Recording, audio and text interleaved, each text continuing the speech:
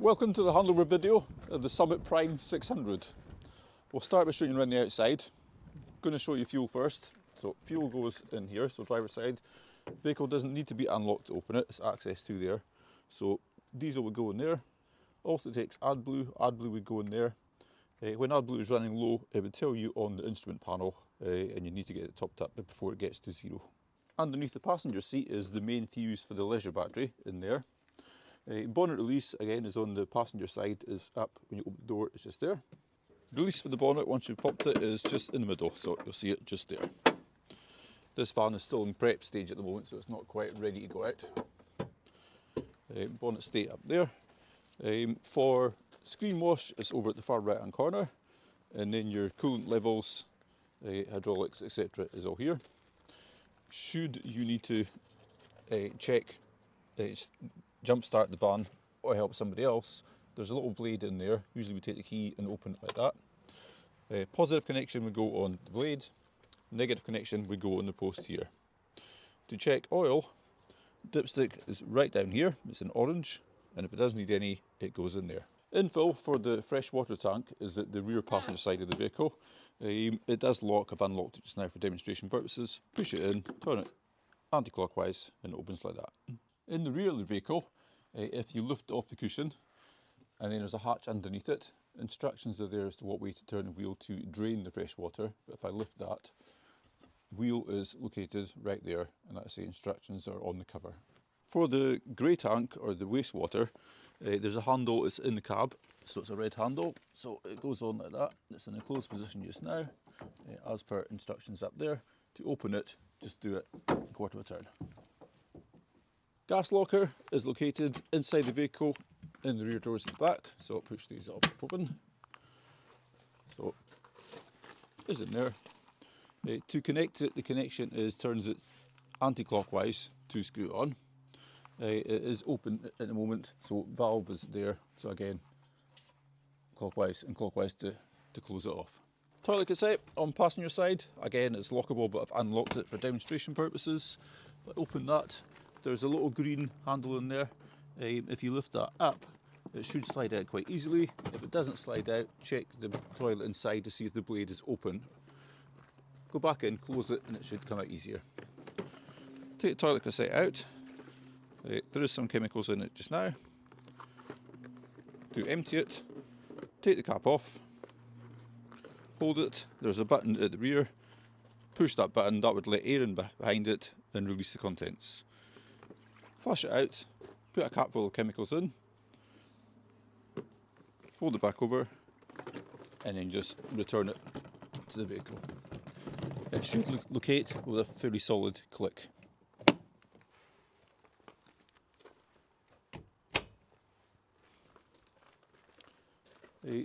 This is the vent for the boiler. It does get hot, so don't be tempted to hang anything or cover it up, because it would trip out the boiler.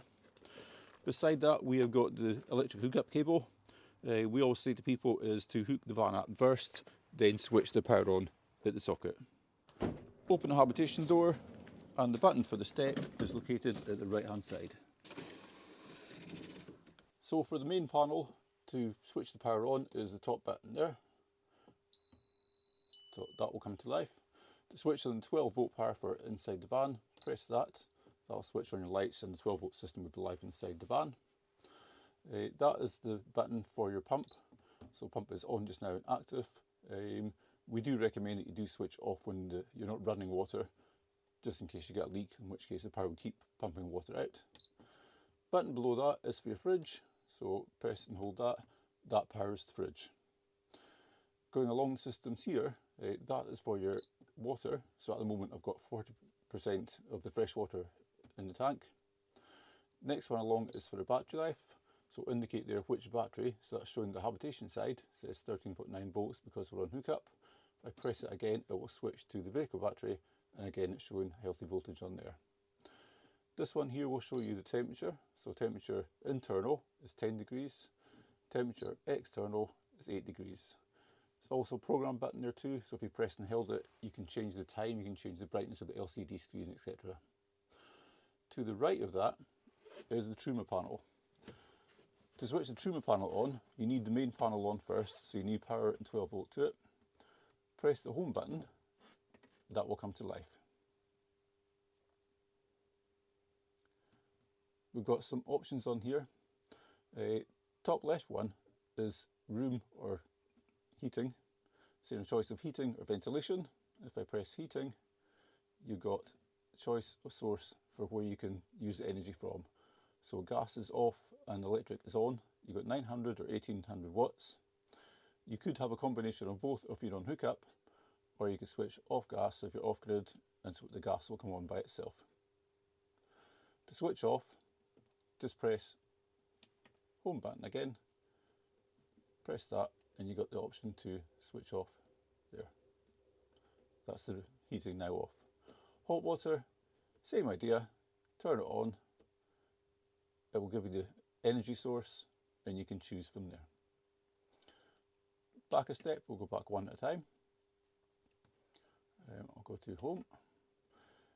If you download the app to your phone, you can control it from your phone. Notifications will just give you any error messages and give you helpful hints and tips. Turn off system, turns off completely. Settings, just lets you change general settings and time and date. To turn a panel off, press and hold that. It'll say, do you want standby or do you want to turn it off? I'm just going to turn it off. On the next panel, to switch the fridge on, this is controls for the fridge, is press and hold that one there. It should light up. There we go.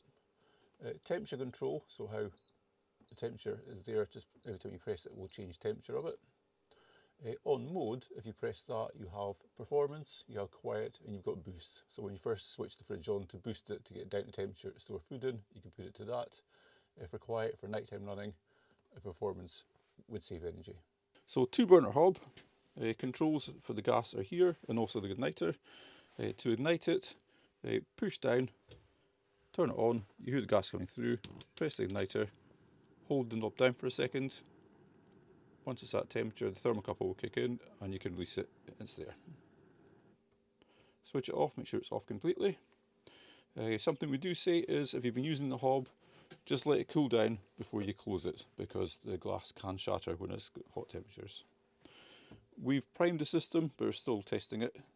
So water is there, pump is on and running, so hot and cold. To use the toilet, open the blade. The toilet flush is up here.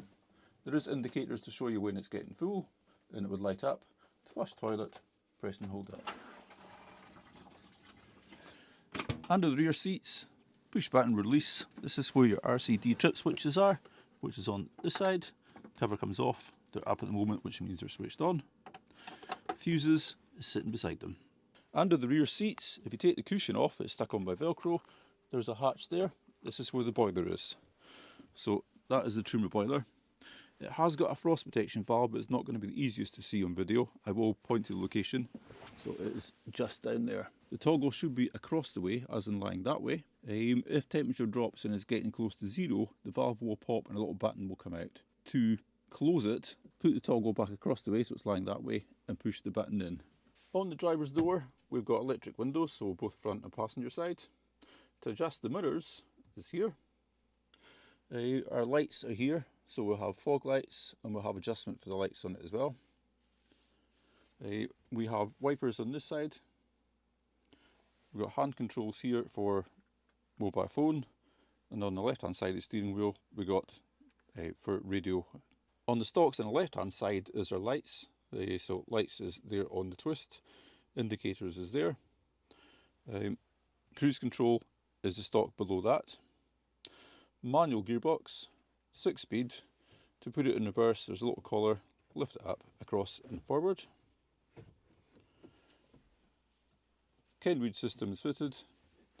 We've got cab air conditioning, a fan speed and temperature, and where the airflow is coming out. Our buttons along here, we have traction control, we have hill descent, we have hazards.